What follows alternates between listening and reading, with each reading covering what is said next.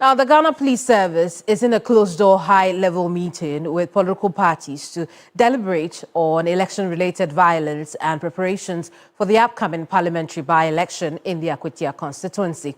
Inspector General of Police Christian Yohuno says the meeting will serve as a platform to discuss both security and operational arrangements for the polls, as well as the preparedness of the Electoral Commission. Now, the EC has set Tuesday, September 2nd, 2025 as the date for the constituency by-election in Akwatia, following the death of the Member of Parliament for the area, Ernest Kumi. Now, let's join my colleague, Noble Crosby Annan, who's at a news conference right now being addressed by the police. Duties on the D-Day in a very peaceful manner, and therefore the people should have trust in the system, and nobody is going to intimidate anybody. What happened in Electoral North was raised, but the police assured us that that is a thing of the past, and that they are on the ground. They are going to ensure that nobody takes the law into his or her own hands. So for now, we are all geared toward Akwatia by-election, and we are all hopeful that the security, as explained by the police, will be effective. And Electoral Commission is also poised to ensure that we deliver our mandate in a very professional manner. We just call on the political parties to go by the rules for all of us to have a very successful by-elections in Akwatia. Did the political parties, any of them, have any concerns? Concerns were raised, as I said. Security concerns were raised, and the police dealt with that. You know, based on what happened in Electoral, some of them were suspicious and they were apprehensive, but the police has taken us through the security measures put in place, and now we are all aware of what's going to happen, and we are all sure that the police will deliver on its mandate. Thank you.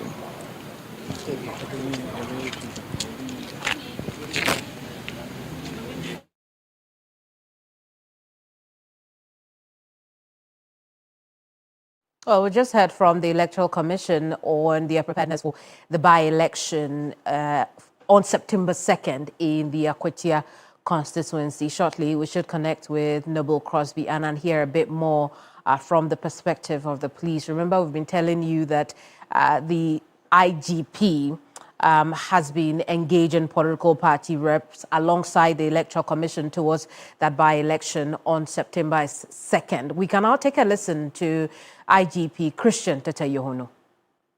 What we want to say is that we thank you for attending this meeting, and we can also say that some of you even give us idea that we have to meet in advance before the by-elections, that we have to meet the political parties, which we have got to do that. But suggestions from your end also help us along to have this meeting earlier than what we intend to do ahead of us. So we thank you for your contributions for this meeting. Let's now connect with TV3's Noble Crosby Annan, who sat through that news conference earlier. Crosby, what did this meeting achieve?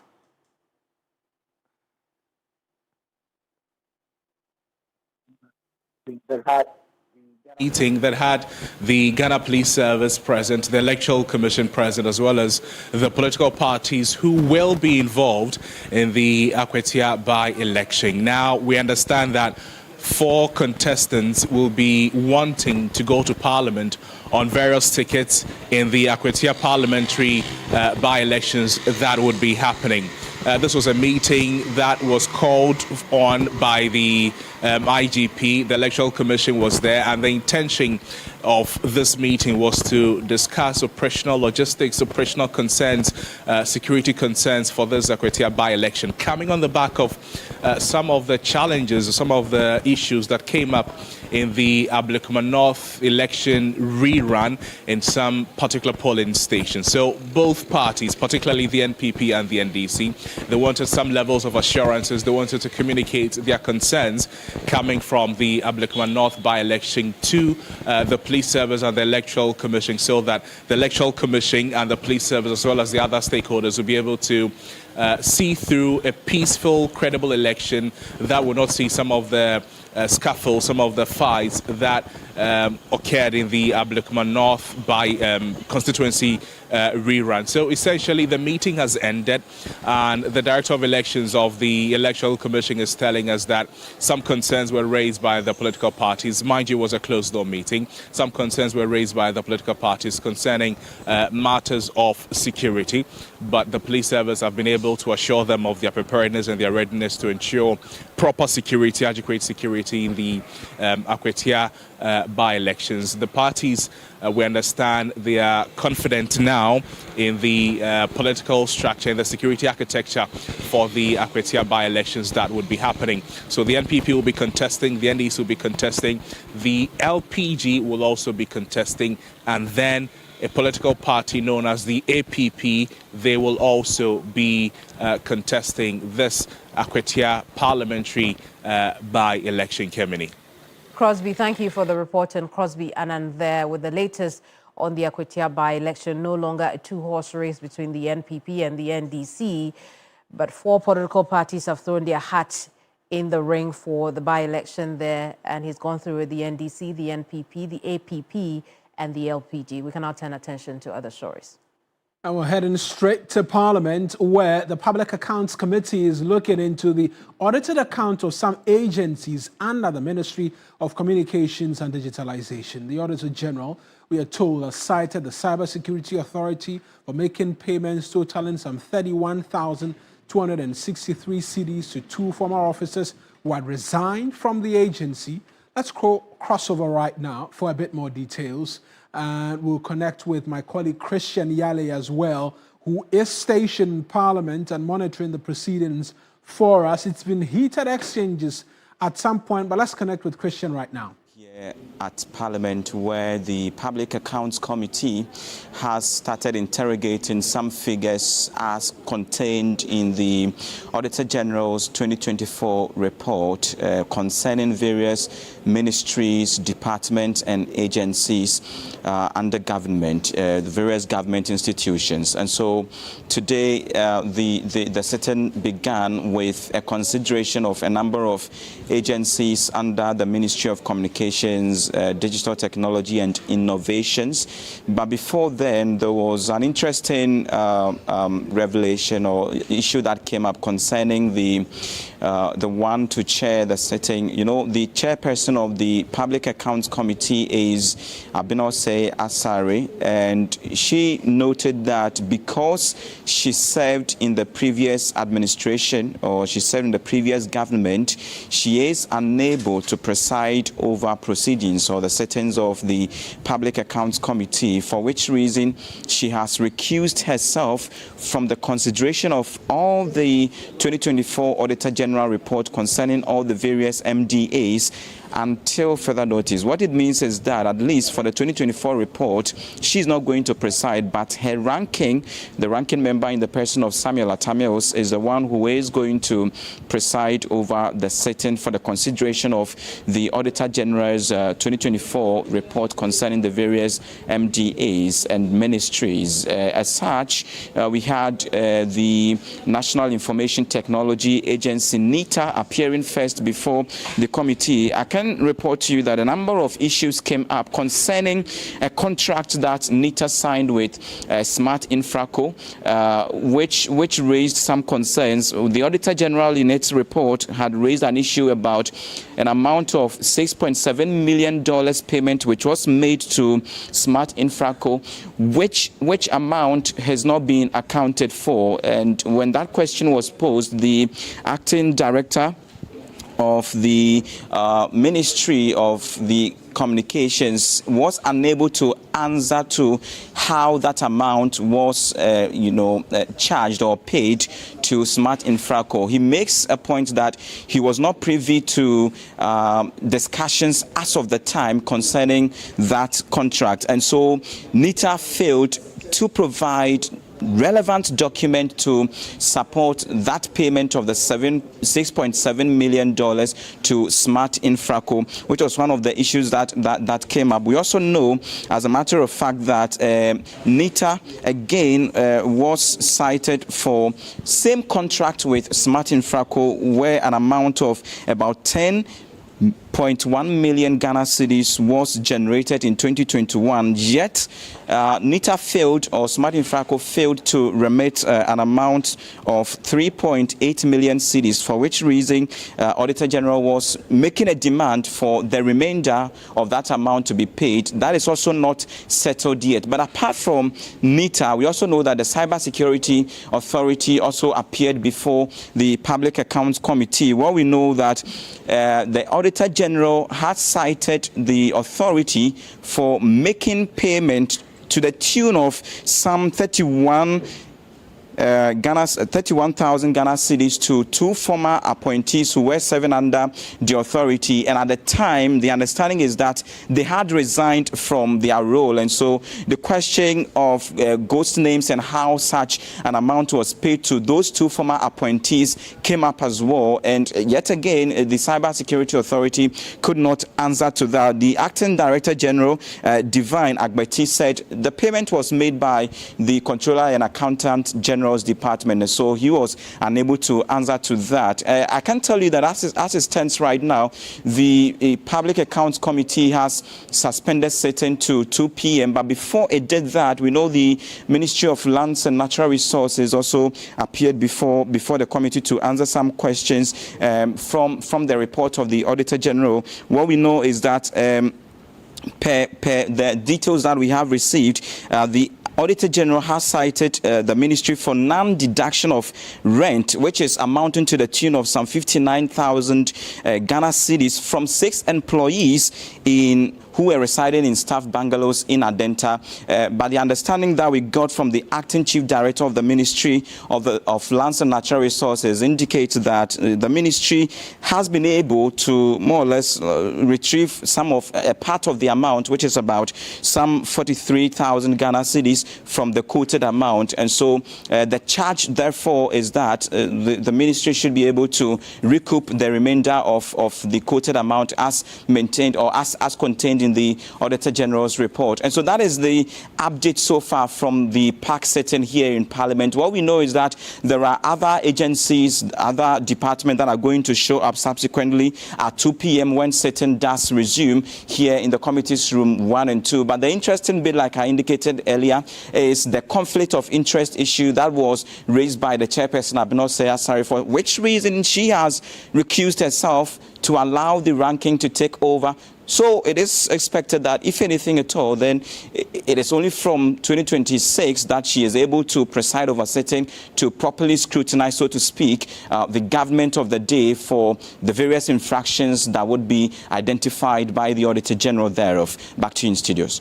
Christian, thank you very much. And it's a very interesting point Christian raises, because in the spirit and what they say, the spirit and the letter of the reasoning behind why the minority is supposed to chair the Public Accounts Committee so as to hold the government in check. But you have a bit more for us on that meeting between the political parties and the police, Keminni? Absolutely. We'll now take you back to the police head office where Deputy Director of IT and Election for the NDC is speaking to our cameras. We had a very fruitful discussion with the IGP and the team, and present was the MPP, ACP, and then the APP. These are the party contesting their Akwatia by-election. They've given us their roadmap, their deployment plan, indicating they are bringing all their regional commanders and then their POMAC members to beef up security, and that they are not going to leave any stone unturned to make sure that there's enough security at the place. So they are not expecting anybody to come with any macho men or personal security and all that. The EC also brief us what they intend to do in terms of accreditation. They'll make sure that all our leadership who are going to do the monitoring observation will be given accreditation. And we are very clear in our mind that the NDC, we are committed to the peace plan, the process they've put in place.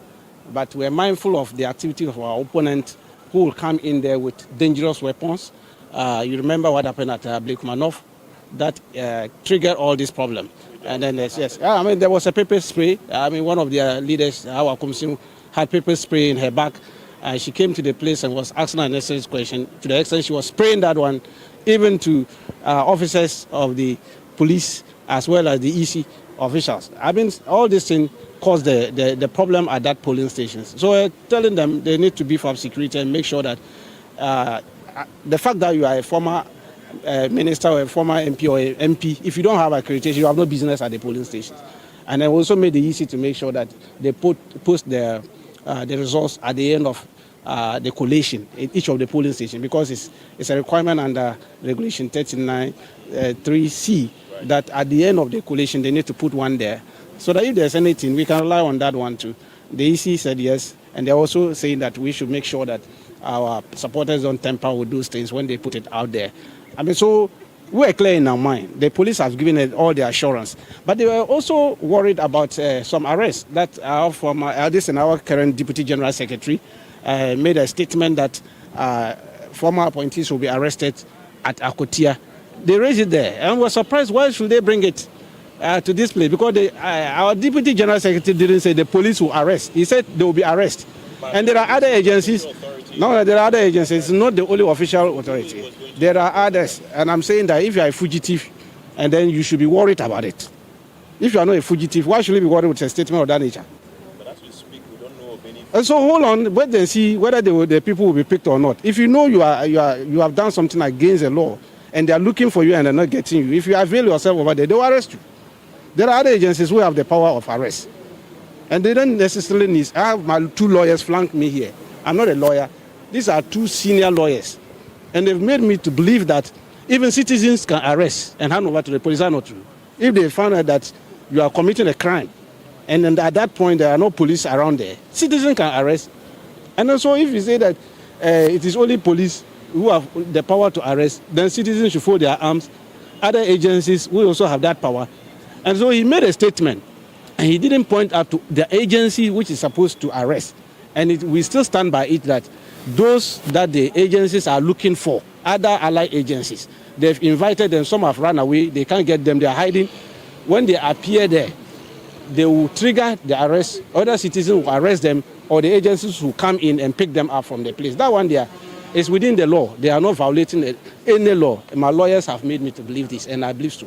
Okay. We are grateful. Thank you very much.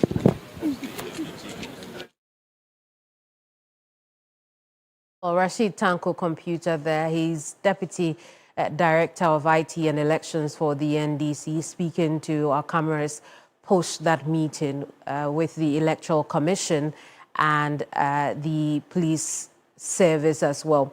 But let's go back there because Henry Nana Boache is about to speak to the press as well. He's also the party, Yes, the all, NPP's organizer. This was a good meeting. We raised some important issues. The police gave us the assurances, but we said that assurances are built on confidence. We also expressed our dissatisfaction with the conduct of the Ghana police, especially in the recently held rerun of about 19 polling stations in Electoral. We said that thugs who were linked to the NDC, who caused mayhem, their images are all over, the videos all over. And as we speak, the Ghana police has not effected any decisive arrest. We saw a communique that stated that they have arrested 2 persons We don't know what came up. We don't have any update. Were they put before the court? Are they on remand? We don't even know anything at all. So we were very, very, very strong on this particular point. And then the IGP said that, look, they are also serious about it, and we should even expect that even today, by close of today, some arrest would be made. We also mentioned it to the IGP that, look, if they want us to rely on these assurances, then they must work on what happened in Ablekumanov. Why? Because if a stalwart of the New Patriotic Party or even any ordinary member is coming to Akwatia with the mindset of what happened to Honorable Howard Komsin and my deputy, clearly the person is going to protect himself. And I've kept saying this, that for the New Patriotic Party, we are going to protect ourselves. And self-protection is well stated within the laws of this country. So the Ghana police should give us that confidence that they have dealt with the Ablekumanov issue. We have 2 more weeks to go. And I think that we still have a lot of time for them to make some decisive arrest and put these hoodlums, these thugs, before the law court. We mentioned that. Then again, the police also assured us that they are going to deploy over 5,000 men and they do not need the services of the military. This is purely a police matter, and they also gave us that assurance that this is going to be a Ghana police matter and we do not want the intervention of the military. So largely, the IGP says that he is going to make sure that this is going to be one of the most peaceful by-elections we've had in this country. But our concerns are still the fact that we have had some people who caused some mayhem in Ablekumanov. They are still walking free. They must make some arrest and they must put these guys before the law court. So we said that. Henry, so we know that you've seen the performance of the IGP and the police service in dealing with elections. Ablekumanov is an instance. How confident are you that the concerns you're raising will be addressed in the next 2 weeks before the elections? Yeah, I think they can do so. Look, recently there were some few guys who made some comments on social media. The police, in their view, thought that it was a threat to our peace. They effected arrest. And as I speak, yesterday they were released. So we also pointed this out to Ghana police that if you can make such quick arrest, how is it difficult for you to arrest people who've caused these problems over a month ago? But again, they assured us that they are going to have some arrest and they are going to make sure that they instill the confidence that is needed for us to go into the Akwatia by-elections. So that is what they have said. But we have also mentioned it to them that as we speak, we lack that requisite confidence in the Ghana police, especially because of what happened in Ablekumanov, where the people are, the images are all over, the people are seeing. For me, my deputy, he had almost about 20 guys on him. The videos is all over, there are images all over. So we also pointed this out to the Ghana police. Yes.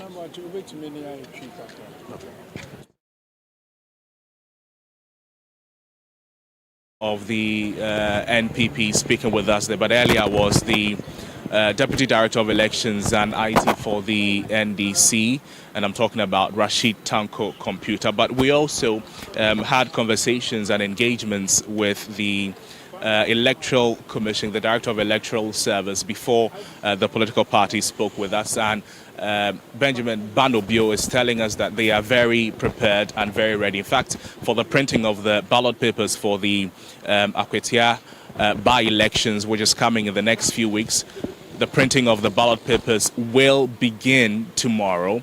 And that is some 2 weeks ahead of the elections. The parties have been raising concerns they have had with elections, with by-elections, particularly with the police. The NPP is telling us that their major reference point was the Ablekumanov election rerun, and they spelled out their concerns, their grievances over concerns of assaults to the police, and the police assured them that it will be dealt with. So they are hoping that within the next 2 weeks, before the Akwatia by-elections, the police will take decisive actions in what they call arresting people who were videoed or who were found engaging in acts of violence in the Electoral North election rerun. If that happens, then the NPP, they will hold their end of the bargain and, if you like, not go to the Akwatia by-election with their own security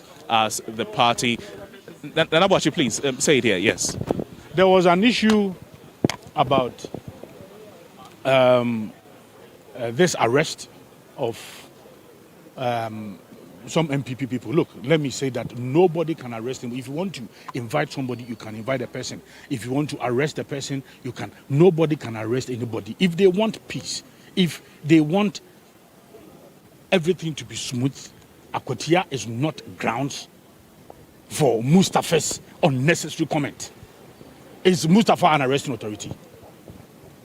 But what kind of lawlessness is this? they highlighted that He doesn't speak for any of the state institutions. He doesn't have any arresting powers. He doesn't have any arresting authority. No. So you don't believe in the idea that individuals can make you don't believe in the idea of citizen arrest? You arresting a criminal and then handing over the... What do you mean by you arresting a criminal? The person is saying that those MPP appointees will be arrested, those who are. Then I'm saying that no. If they want peace, you can't arrest anybody there. They should try it. So is that to say that you take the laws into your hands? It is that to say to Mustafa Gbande that he is going to take the law into his hands. That is what you should be asking him. And that comment, very unfortunate. Very, very unfortunate. Look, because look, we have state institutions mandated. Look, we have had a lot of MPP appointees who have either been arrested or who have either been called, invited for whatever interrogation. And they have all complied. In fact, as I speak, even yesterday, even some of our social media guys, they were arrested. And we had to go through the law. And they were granted bail. So it does not lie in the mouth of a deputy general secretary to say, they should try it. Nobody can do that. Look, if they want peace, if they want us to go into Akwatia by-election, everything successful, Akwatia will not be a ground for anybody to show any form of law. Mr. Wache, so... Is that why you have insisted that despite what the police have told you, you will still protect yourself? As for self-protection, it is well within the confines of the law. You're sending weapons? No. So you go with your own security? Self-protection is well within the law. That is not your matter. Self-protection. I didn't say, and I've not even mentioned pepper spray. I've not said. Our community protected herself. I've not even said that. I said that the police rather should act. Because if anybody should have it at the back of their minds what happened to our community, then clearly the person will go into Akwatia with his own protection. But if the police is able to deal with what happened at Electoral decisively, then it will instill confidence in everybody that, look, the police is going to make sure they are on top of their work with protection of lives and property. That is what I said. But you're still going to protect yourself? That is lawful. I mean, as for that one, there is no question. That is lawful. You yourself, you are protecting yourself. As you move around, you protect yourself. It's lawful. So that is not your issue. Is that to say you are giving the police an ultimatum? No, not an ultimatum. But we expect, what we told them is that one of the things they should do to instill confidence is that they should deal decisively with those who caused the mayhem in Electoral. That is what we said. Are you not dictating for the police? Well, Crosby there with that interview with national organizer of the NPP, Henry Nana Boakye. More of the story in subsequent broadcasts. Now, an amount of 315,000 cedis has been donated to the families of the fallen 3-flight crew by the Ghana Air Force and the Military High Command. This follows their burial on August 15, 2025. According to the Ghana Air Force, the donations are from various well-wishers and companies who wanted to support the bereaved families. They noted that more donations will be coming in the subsequent days. Judith Brown is my colleague who was at the handing over ceremony of the sum. Let's connect with her right now. Judith, talk to us, I mean, how that interaction ensued and what more we're expecting from the military high command in terms of these donations to the family of the three. Right, and so, man, I'm currently at the Burma camp, specifically at the Air Force headquarters, where this donation was done by the Ghana Air Force in conjunction with the military high command. And as you rightly said, an amount of 315,000 Ghana cedis was donated to the bereaved families. And so it was donated equally in 9 parts. That amount was divided in 9 parts equally.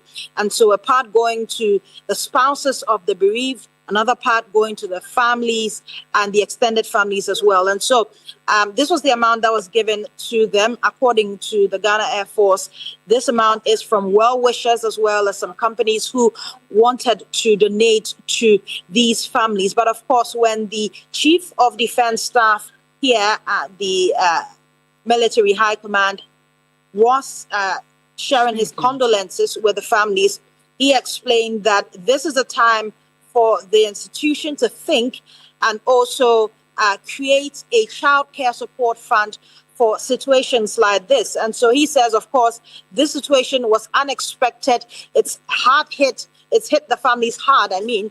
And so he is saying that they should, at this point, think and start using their numbers to create a child care support fund for such situations so that the children of bereaved families, if any situation of this sort is ever to happen again, they can be catered for as well by the Ghana Armed Forces and the Air Force as well, not just the presidency or the government taking care of them, but also they can be able to donate something substantial to these families.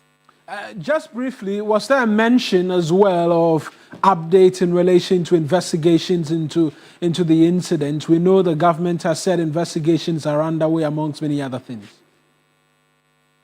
Right, and so, man, kindly, they said today there was the focus on donations, and so they didn't give any updates as of yet on the investigations that are being handled by the military. But for now, they're just donating, and they say that more donations will be coming in the coming days, and they will continue to give that. Of course, they also honored these men.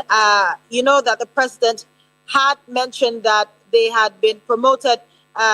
There was a posthumous promotion for these men, and so that was done as well. According to the military high command, when this is done, even when the person is alive, there's a celebration done for them. And so, although they are not alive and they died in such a tragic manner, they have to still celebrate these men. And so the posthumous celebration was done for them, and they gave some plaques to the families as well in honor of the fallen three. Jerry, thank you very much. Let's hear now from the Chief of Defense Staff making that point about creating a fund of some sort to support members of the military. Sure that the families will receive the full benefits. Indeed, whatever calculation is going to be done will be based on the new rank. And then the second item that we will do this morning is to make a donation to the families. It's going to be a one-off cash donation for an undisclosed amount to the widows, the surviving parents, and then the extended families. We know that this is not enough, but this is the little that from the presidency and then what other well-meaning Ghanaians have put together for the families, just as to reduce the burden that you are going through. Now, the Ghana Police Service, in its ongoing investigation into the Mpoho Gold Shop robbery case, has recovered weapons, ammunition, clothing items, and some other exhibits linked to the case. As part of intensified anti-robbery patrols, officers from the Kuntunasi district of the Ashanti region intercepted a suspicious white Toyota Sienta near the Aputuja-Bekwai Road. Two men who were standing by the vehicle fled into the bush upon seeing the approaching police patrol team. A thorough search of the vehicle uncovered an AK-47 assault rifle, a locally manufactured firearm, 2 AK-47 magazines loaded with 30 rounds of ammunition each, additional packets of ammunition, cowrie shells, a Huawei smartphone, identity documents, and some clothing items. A careful examination of the recovered exhibits against the CCTV footages of the Mpohot robbery revealed a striking resemblance between the clothing, that is the hooded tops, and Wellington boots that were used during the robbery. The police in a statement stressed the recovery of these items marks a significant step in the ongoing investigation and manhunt for the suspects.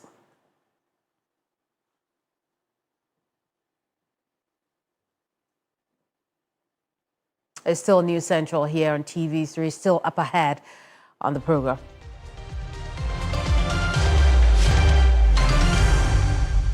Unlawful pattern of approved payments influencing procurement processes and unlawful payments in huge sums. These and more are the allegations former Finance Minister Ken Ofori-Atta is expected to answer.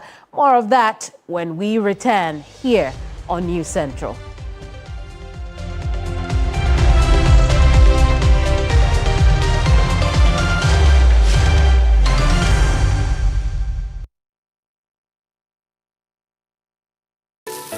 Why are more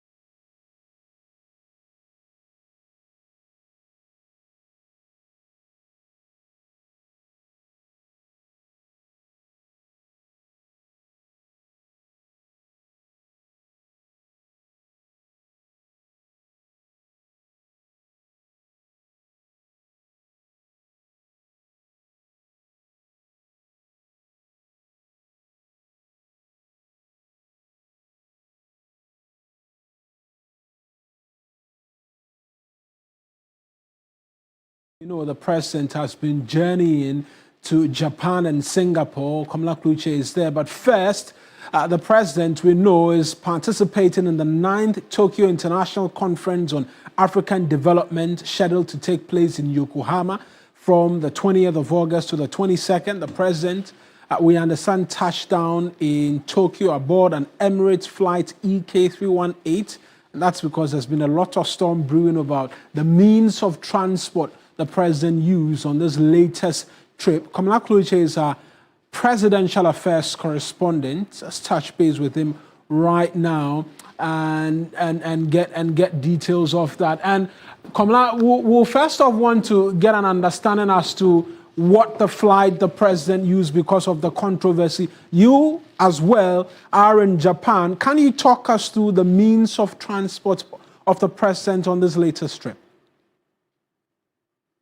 So, first off, I'm going to talk about the advanced entourage, which I was a part of. And we took the lead on Saturday. And we arrived in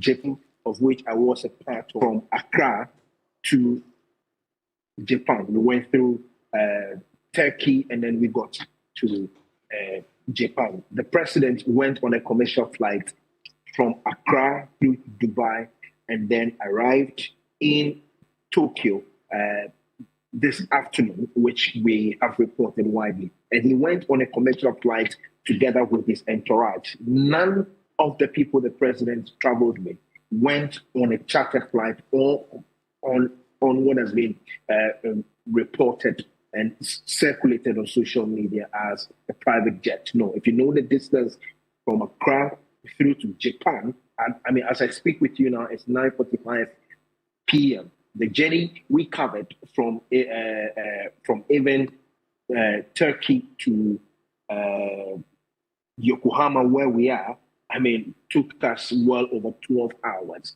And so there was no way that the president would use a private jet or a chartered flight, from Accra through. What the fact is and remains is to the effect that the president flew on an Emirates airline from Accra through to Dubai and also landed in Tokyo this afternoon here in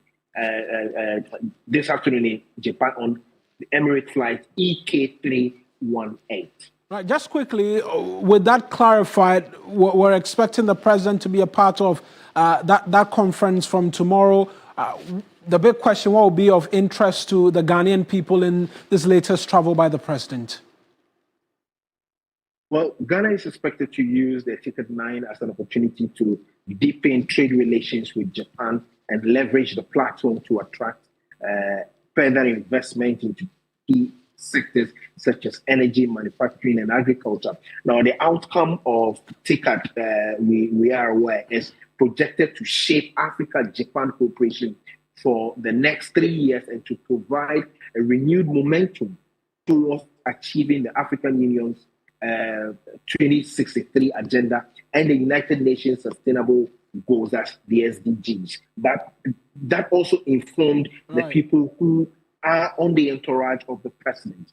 We have Joyce Bauer Mokhtari, who is the presidential advisor and special aide to the president, Stan Hwesedogbe, who is the deputy chief of staff operations for the president, then Foreign Minister Samuel Okudzeto-Ablakwa, Road Minister Kwame Gobens-Agbodza, Presidential Staffer Beatrice Ananfield, the GIBC Chief Executive Simon Maji, the Director General of the Ghana Health Service, Professor Samuel Kaba Akoyere, and also Francis Kojo Kwatin, lawyer, who is also the GEPA boss. So these informed the people who are on the trip with His Excellency the President, looking at the areas they are going to be focusing on. Aside this, the President will also having Ghana-Japan business meetings where businesses from Japan will also be having an encounter with the President and his entourage to look at the opportunities thereof they have to focus on.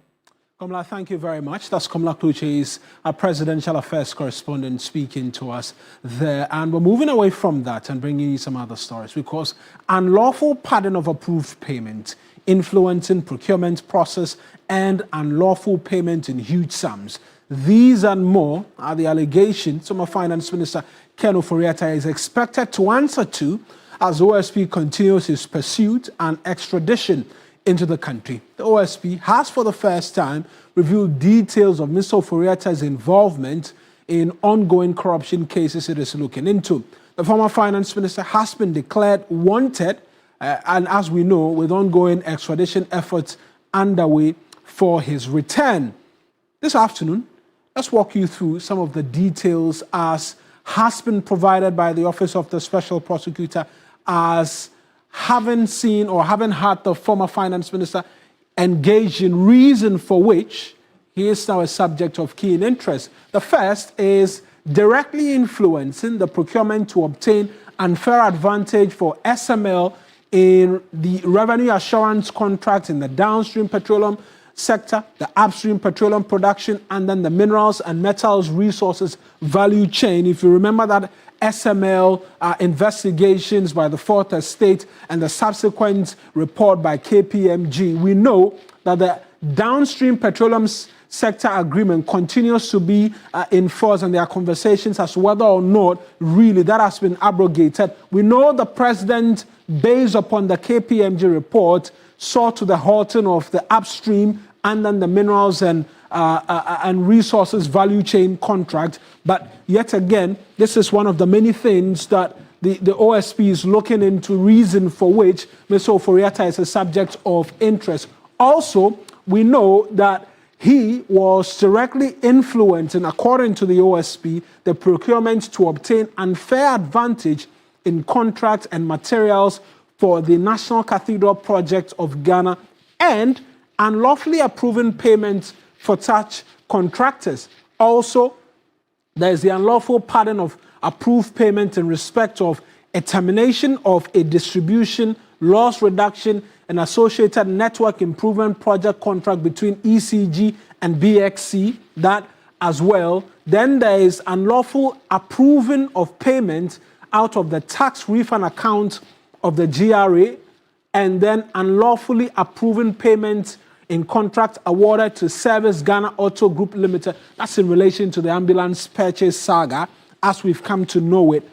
And so all of these are captured in the OSP's half-year reports, and these are just a summary of the details with respect to what the OSP is currently doing. And so 8 prosecutions, full-time investigations into 67 pending cases. The OSP says there are 152 preliminary investigations which it is looking into. Later, it will provide details as to whether or not they will be graduated upon into full-scale investigations.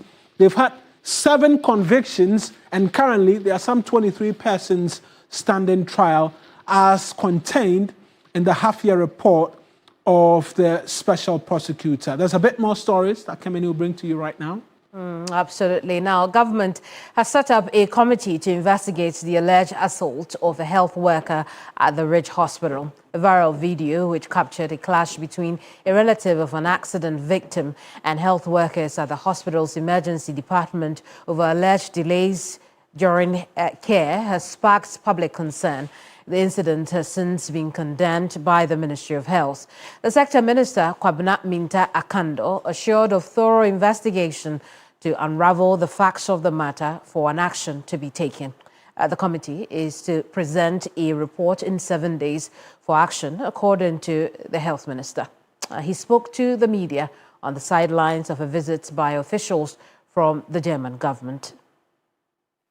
We haven't only done a release. Yesterday, I was there personally and interacted with the health workers. One of the reasons why I went there was to reassure them of our commitment and support, to energize them to go back to their wards and work, because I realized that they were down-spirited and they were demoralized.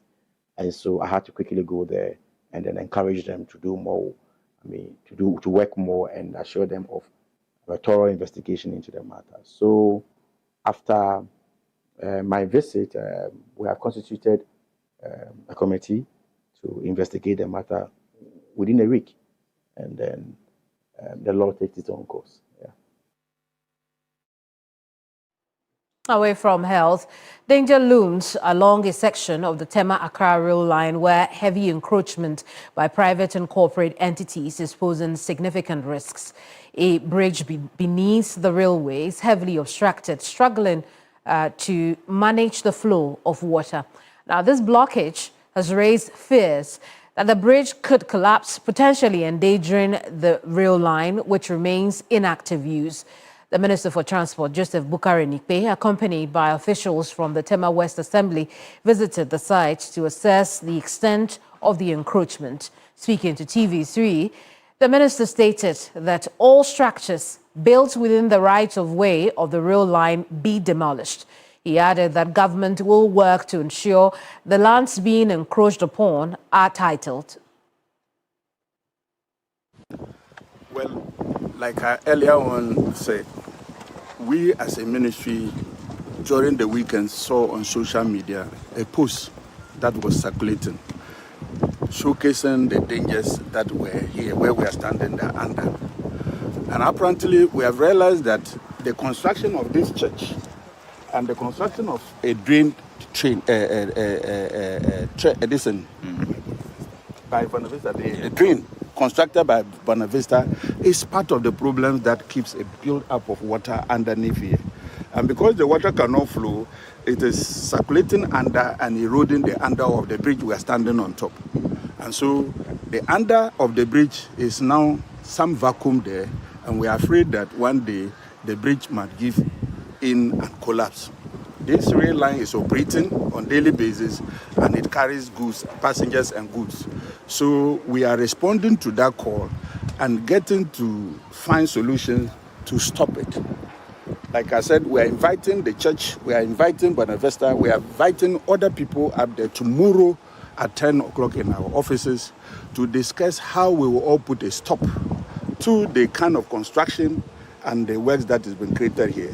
Said that the Ministries of Works and Housing, Roads and Highways, and Ministry of Transport will see how we'll build retaining walls, dredge the place, and allow water to flow freely into the sea. So Minister, we are just here. do you have plans of demolishing some of these structures posing danger? Already, we are working on a broader plan. We are working with the national security to ensure that we clear all encroachers on our lands. After that, we will get the Lands Commission to help us put titles to all the Railway Development Authority lands, such that we will secure them.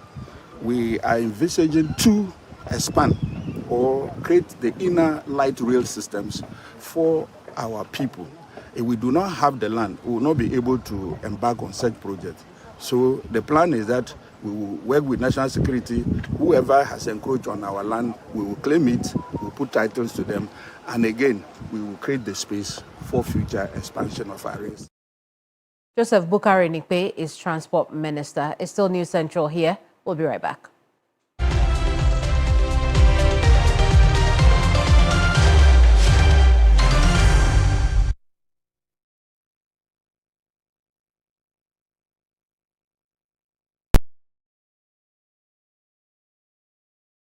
Cadbury Hot Chocolate.